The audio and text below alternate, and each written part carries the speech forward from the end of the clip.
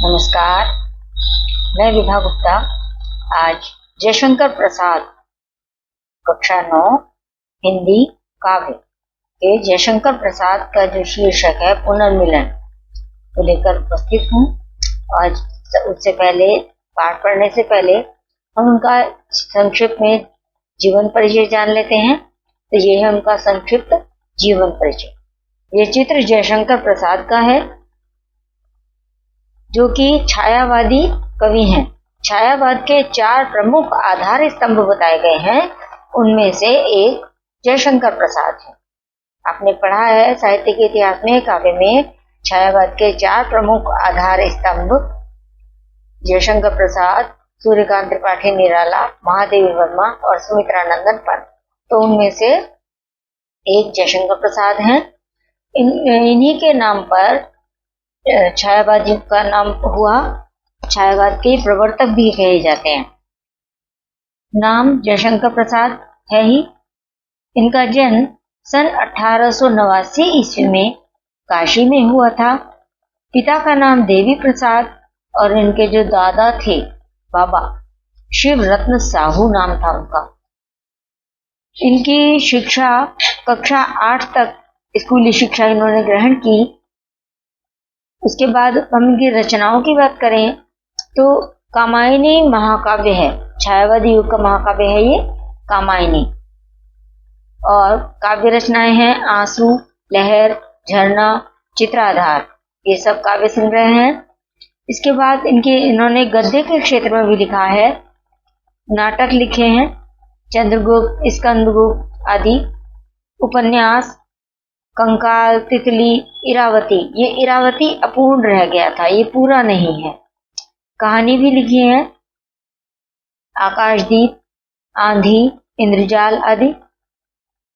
सन 1937 ईस्वी में जयशंकर प्रसाद का जो भौतिक शरीर था वो सदैव के लिए इस संसार से विदा ले गया था। भाषा ज्ञान जो है इनका, इन्होंने स्वाध्याय से ही अंग्रेजी, हिंदी, संस्कृत और बांग्ला भाषा का अध्ययन किया था। इन भाषाओं का इन्हें अपने आप अध्ययन से ही ज्ञान हुआ था। लेखन विधा मतलब किस किस विधा पे इन्होंने लिखा, अभी हमने पढ़ा है ना ऊपर, कहानी भी लिखी है इन्होंने, उपन्यास भी लिखे हैं, नाटक, निबंध भी लिखे हैं, काव्य और कला है, कविताएं भी लिखी हैं। तो ऐसा साहित्यकार, अगर आपसे प्रश्न पूछा जाए कि ऐसा साहित्यकार जिसने जो कहानीकार, उपन्यासकार, नाटककार, निबंधकार और कवि भी हो, तो जयशंकर प्रसाद का नाम आ जाता है। साहित्य में छायावाद के आधार स्तंभ के रूप में ख्याति प्राप्त है जयशंकर प्रसाद जी को।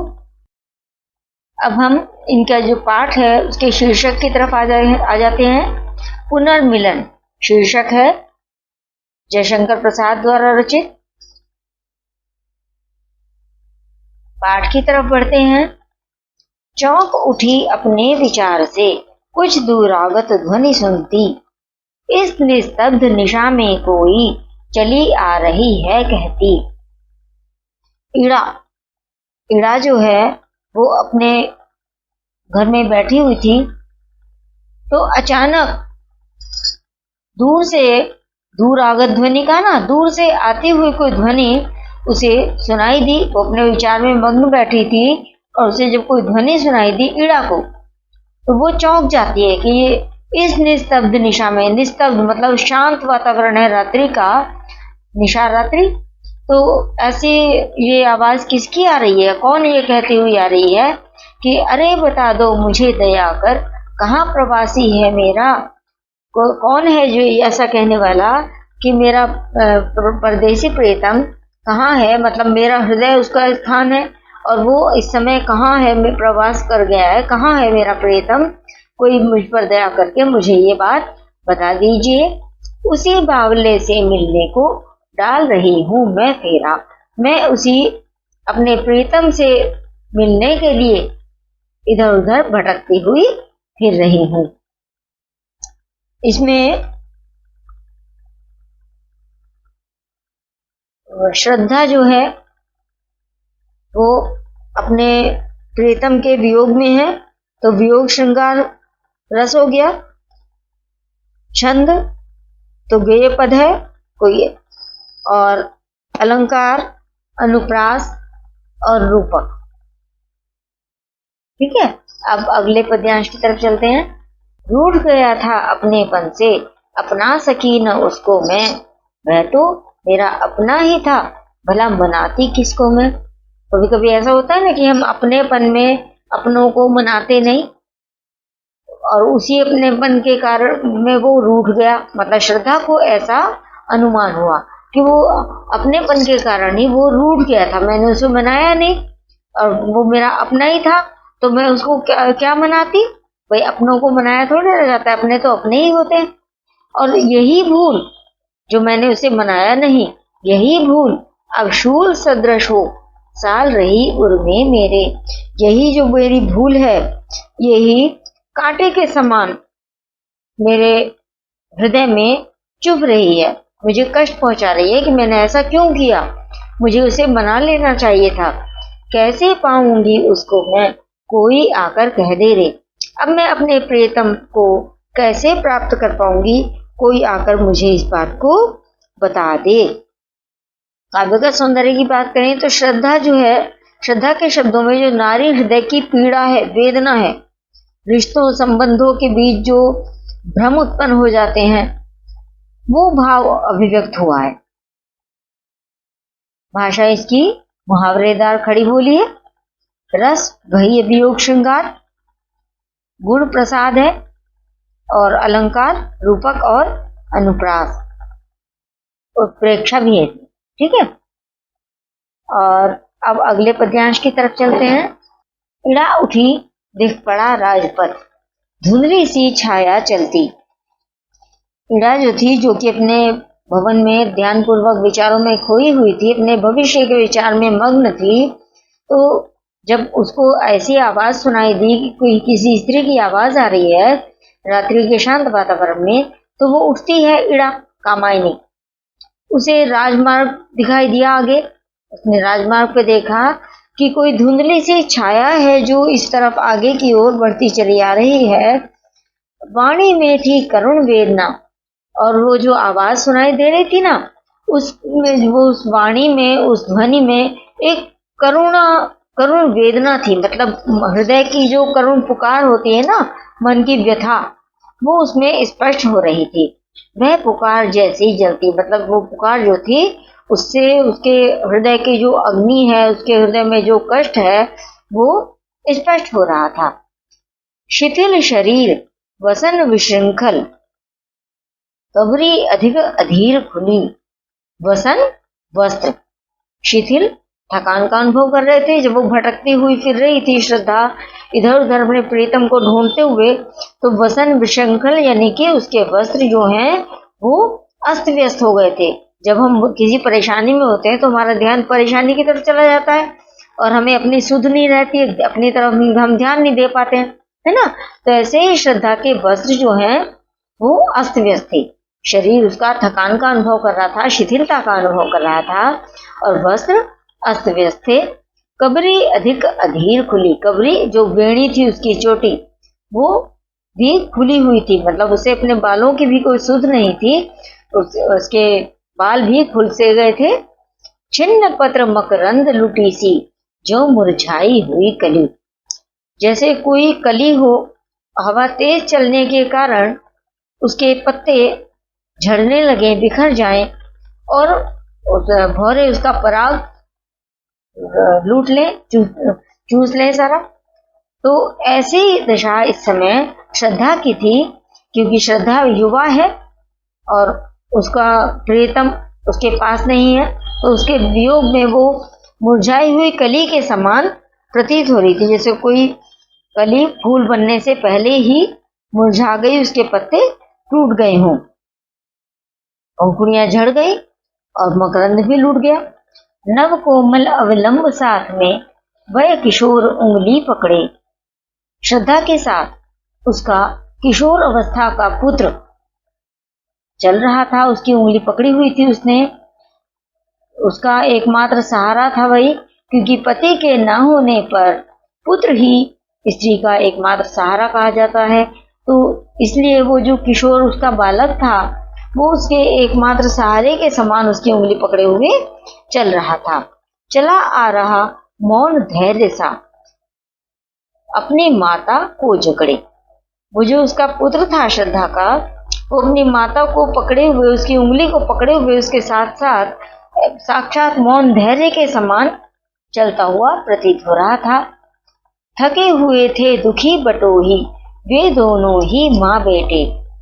श्रद्धा और उसका पुत्र दोनों ही, बटोही मतलब पथिक यात्री जो किसी रास्ते पे चल रहे हो, तो वे दोनों ही, श्रद्धा और उसका पुत्र दोनों ही पथिक थके हुए थे क्योंकि वो भटक रहे थे। पुत्र अपने पिता को ढूंढते हुए और स्त्री अपने पति को ढूंढती हुई है। तो वे दोनों ही माता और पुत्र बहुत थकान का अनुभव कर रहे थे, बहुत थक गए थे। वे भटकते भटकते खोज रहे थे भूले मनु को जो घायल होकर लेटे। वे मनु को ढूंढ रहे थे जो कि घायल अवस्था में लेटे हुए थे। मनु मरणावस्थन अवस्था में पड़े हुए थे घायल होकर। तो वे दोनों जो माता और पुत्र थे, उन्हें लग रहा था कि उनके ये उसका स्त्री का जो पति है, श्रद्धा का पति, वो उसे भूल गया है, मतलब उन्हें ऐसा अनुभव हो रहा था और वो घायल अवस्था में लेटे हुए थे।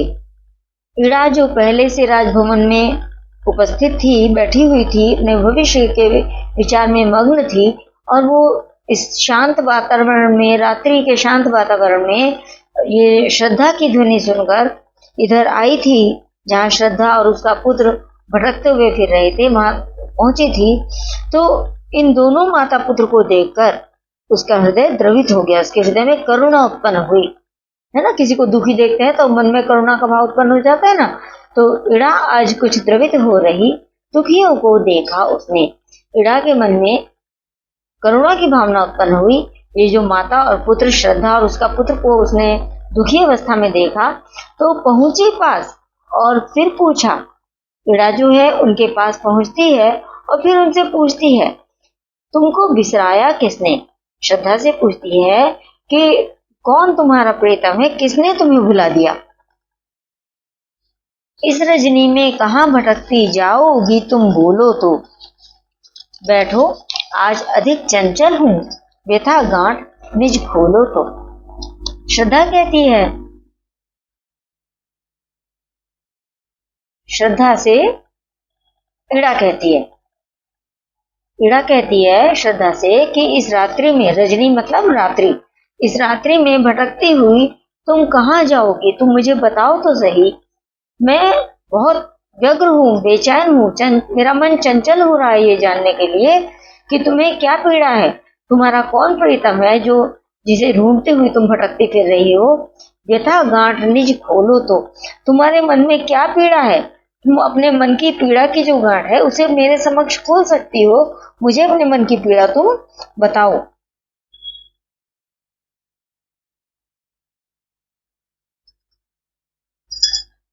भाषा खड़ी बोली, रस शांत है यहाँ पर, गुण प्रसाद, अलंकार अनुप्रास। अगले पद्यांश की तरफ चलते हैं। जीवन की लंबी यात्रा में खोए भी हैं मिल जाते, जीवन है तो कभी मिलन है, कट जाती दुख की रातें। इड़ा जो है श्रद्धा को सांत्वना दे रही है, वो कह रही है कि ये हमारे जो जीवन की यात्रा है ये बहुत लंबी होती है और इसमें ऐसा होता है कि कभी कुछ लोग हम बिछुड़ जाते हैं, हमसे दूर हो जाते हैं और कभी मिल जाते हैं। फिर कभी ऐसा अवसर आता है कि जो हमसे बिछुड़ गए थे वो हमें वापस मिल जाते हैं। तो अगर हमारा ये जीवन है तो इसमें कभी मिलन है, मतलब संयोग के क्षण है, हम अपने प्रियजनों के साथ रहते हैं और हमारी जो दुख की घड़ियां हैं, दुख के क्षण हैं, दुख की रातें हैं, दुख का समय है, वो हमारा बीत जाता है। जीवन की इस लंबी यात्रा में जो कभी हमसे बिछुड़ जाते हैं तो कहीं किसी अवसर पर जाकर वो हमसे मिल भी जाते हैं। ये जीवन है तो कभी ना कभी मिलन अवश्य होगा और दुख की रातें समाप्त हो जाएंगी, जो दुख का समय है वो बीत जाएगा। श्रद्धा रुकी, कुमार श्रांत था। मिलता है विश्राम यहीं। श्रद्धा वहां पर रुक जाती है। कुमार जो उसका पुत्र था किशोरावस्था वाला, वो भी थकान का अनुभव कर रहा था, थका हुआ था। तो जब वो वहां पे रुके तो रुकने से उन्हें ऐसा लगा कि यहाँ पर हमें विश्राम मिल रहा है, जैसे आराम मिल रहा है ना। तो चली इड़ा के साथ जहां पर वन्य शिखा प्रज्वलित रही।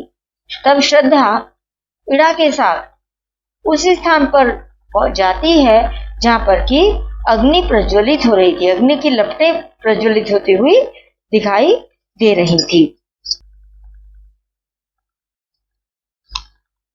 अगला पद्यांश आगे बढ़ते हैं। और सहसा धधकी वेदी ज्वाला मंडप आलोकित करती, कामायनी देख पाई कुछ पहुंची उस तक डग भरती। अचानक उन्होंने देखा कि यज्ञ की अग्नि प्रज्वलित हो रही है, धधक रही है अचानक, जिससे कि वहां जो मंडप बना हुआ है यज्ञ के लिए वो प्रकाशित हो रहा है, आलोकित प्रकाशित। कामायनी, ये जो इड़ा है वो कामायनी है इसका नाम। कामायनी देख पाई कुछ पहुंची उस तक डग भरती। कामायनी जब तक देखती तो वो वहीं तक पहुंच जाती है, कदम बढ़ाती हुई श्रद्धा भी वहीं तक पहुंच जाती है। और वही मनु जो जिसे ढूंढती हुई श्रद्धा भटक रही थी इधर उधर, वही मनु श्रद्धा को वहां पर दिखाई देते हैं। घायल सचमुच, उसने देखा कि ये तो सचमुच ही घायल है। श्रद्धा को स्वप्न में दिखाई दिया था कि उसके प्रीतम मनु जो है वो घायल अवस्था में है। तो उसे लगा श्रद्धा को, तो क्या सच्चा स्वप्न रहा कि क्या मुझे ये सच्चा स्वप्न दिखाई दिया? आह प्राण प्रिय, यह क्या? तुम यूं घुला हृदय बन मीर बहा। तब श्रद्धा कहती कि अरे प्राण प्रिय, ये क्या हुआ तुम्हें? आप इस अवस्था में हैं। तो उसके हृदय में जो पीड़ा थी वो आंसुओं के रास्ते बाहर स्पष्ट होने लगी, मतलब उसके आंसू बहने लगे। भाषा खड़ी बोली है, गुण प्रसाद, अलंकार अनुप्रास और रस श्रृंगार है, क्योंकि यहाँ पर श्रद्धा और मनु दोनों हैं, संयोग श्रृंगार हो गया। इड़ा चकित श्रद्धा आ बैठी, वह थी मनु को सहलाती। इड़ा जो कि पहले से वहां थी और श्रद्धा की आवाज सुन के कि इस रात्रि के शांत वातावरण में कौन यहाँ भटकती हुई आ रही है, जिसके स्वर में करुणा है, तो वो आश्चर्यचकित हो जाती है इस दृश्य को देख के कि वो घायल अवस्था में मनु को देख के एकदम उन्हें लगा कि यही उनका प्रियतम है श्रद्धा को। तो इड़ा जो है आश्चर्यचकित हो जाती है इस दृश्य को देख के और श्रद्धा वहीं आकर बैठ जाती है और मनु को सहलाने लगती है। कभी किसी को ज्यादा कष्ट होता है ना, तो हम उसको हल्के हल्के सहलाते हैं तो उसे आराम मिलता है। तो श्रद्धा वहां मनु को सहलाने लगती है, जिसके कारण अनुलेपन सा मधुर स्पर्श था। व्यथा भला क्यों रह जाती? अनुलेपन से जैसे कोई लेप लगा दिया हो, लेप लगाने से जैसे शीतलता मिलती है, तो उस लेप के समान, शीतल लेप के समान श्रद्धा का जो स्पर्श था वो मनु को सहला रही थी, वो इस प्रकार का था। तो फिर पीड़ा उसको भला किस प्रकार से रह सकती थी? मनु की पीड़ा धीरे धीरे शांत होने लगी। उस मूर्छित नीरवता में कुछ हल्के से स्पंदन आए। वो जो शांत वातावरण था, कोई शब्द नहीं था। तो जब दो प्रियजन वहां पर आमने सामने हैं, तो उस शांत वातावरण में थोड़ी सी ध्वनि उत्पन्न हुई, थोड़ा वो वातावरण स्पंदित हुआ है। आंखें खुली, चार कोनों में चार बिंदु आकर छाए।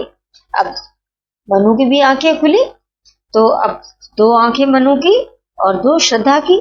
तो दोनों आंखों के कोनों में तो श्रद्धा के और दोनों ही मनु के। तो चार कोने इस प्रकार से कहे गए हैं कि उनके दोनों के ही नेत्रों में अश्रु थे ना, तो 4 बिंदु आकर छाए। उनके दोनों के नेत्र अश्रुपूरित थे, आंसू भरे हुए थे उनमें। भाषा खड़ी बोली है, गुण माधुर्य, अलंकार, अनुप्रास, रस श्रृंगार। उधर कुमार देखता ऊंचे मंदिर मंडप वेदी को। श्रद्धा का जो पुत्र था वो वहां जो ऊंचे ऊंचे मंदिर थे, यज्ञ का मंडप बना हुआ था, यज्ञ की वेदी बनी हुई थी, उस सबको देखकर आश्चर्यचकित हो रहा था। उसके मन में ही भाव आ रहा था, यह सब क्या है नया मनोहर, कि ये सब नया और मन को हरने वाला, मन को अच्छा लगने वाला, ये सब क्या दृश्य है जो मैं देख रहा हूँ। कैसे ये लगते जी को, ये मेरे मन को क्यों आश्चर्यचकित कर रहे हैं, मेरे मन को ये कैसे लग रहे हैं। माँ ने कहा, अरे आ तू भी देख, पिता हैं पड़े हुए। श्रद्धा ने अपने पुत्र से कहा कि अरे बेटा तू इधर आ, तू भी आ जा यहाँ पर, देख तेरे पिता यहाँ लेटे हुए हैं।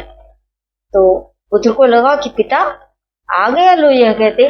पिता पुत्र को जब ये सुनाई दिया कि उसकी माता ने कहा है कि तेरे पिता यहाँ लेटे हुए हैं, तो उसे आश्चर्य होता है। वो कहता है, पिता, अच्छा तो मैं अभी आता हूँ। और उसके रोए खड़े हुए। पिता की बात सुनकर उसके मन में ये आया कि जिनको हम ढूंढ रहे थे वो हमें मिल गए। तो उसके रोंगटे खड़े हो गए, आश्चर्य हुआ उसे। भाषा खड़ी बोली, रस शांत है, प्रकृति का वर्णन भी आ रहा है ना यहाँ पर, और शांत के साथ श्रृंगार भी है।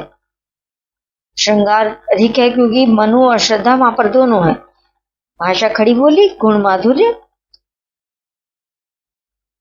अलंकार अनुप्रास। माँ जल दे, कुछ प्यासे होंगे, क्या बैठी कर रही यहाँ। श्रद्धा का पुत्र श्रद्धा से कहता है कि माँ पानी दे, मेरे पिताजी को पीने के लिए पानी दो, इन्हें प्यास लगी होगी। तो तुम इतनी देर से बैठी हुई यहाँ क्या कर रही हो, तुमने अब तक इन्हें पानी भी पीने के लिए नहीं दिया। मुखर हो गया सोना मंडप, यह सजीवता रही कहाँ।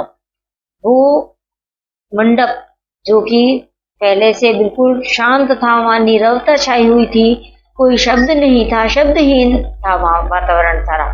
तो जब वहां शब्द सुनाई देने लगे तो वातावरण मुखरित हो गया।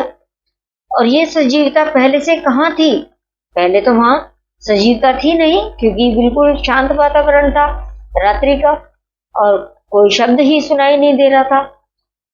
आत्मीयता घुली उस घर में, छोटा सा परिवार बना, छाया एक मधुर स्वर उस पर, श्रद्धा का संगीत बना। वहां पर मानो वो एक उनका परिवार बन गया था, मानो उन्हें एक परिवार की तरह से वे सभी वहां पर उपस्थित थे। हैं? तो कुछ ही क्षणों में श्रद्धा ने जब मनु को नहीं, अपने पुत्र को वहां बुलाया कि तुम्हारे पिता यहाँ लेटे हुए हैं। तो पुत्र वहां पर आता है, तो माँ बेटे की बातचीत में वहां का वातावरण गूंज उठा। वहां जो सोना मंडप था वहां ध्वनि सुनाई देने लगी, शब्द सुनाई देने लगे। तो ऐसी मुखरता और सजीवता वहां दिखाई दे रही थी इस समय, तो वैसी भला कहाँ देखने को मिल सकती थी। कुछ ही क्षणों में वहां के कण कण में आत्मीयता का आभास होने लगा। आत्मीयता घुली उस घर में, मतलब अभी तक तो वहां कोई था नहीं, घायल अवस्था में मनु लेटे हुए थे। तो अब जब परिवार के तीनों सदस्य आ गए, श्रद्धा भी है, उसका पुत्र भी है और मनु भी है, तो वहां आत्मीयता का अनुभव होने लगा और पारिवारिकता का सा वातावरण बन गया। उस समय ऐसा लगा जैसे सुंदर और मधुर स्वर वहां छाए हुए हों। श्रद्धा को तो ये सब जो है संगीत के समान मधुर और प्रिय लगने लगा। मतलब जो जिस प्रीतम को वो ढूंढती हुई भटकती फिर रही थी रात्रि में, उसे अपनी सुध नहीं थी, बिल्कुल भी अपनी तरफ उसका ध्यान ही नहीं था, और अब वो सब कुछ मिल गया।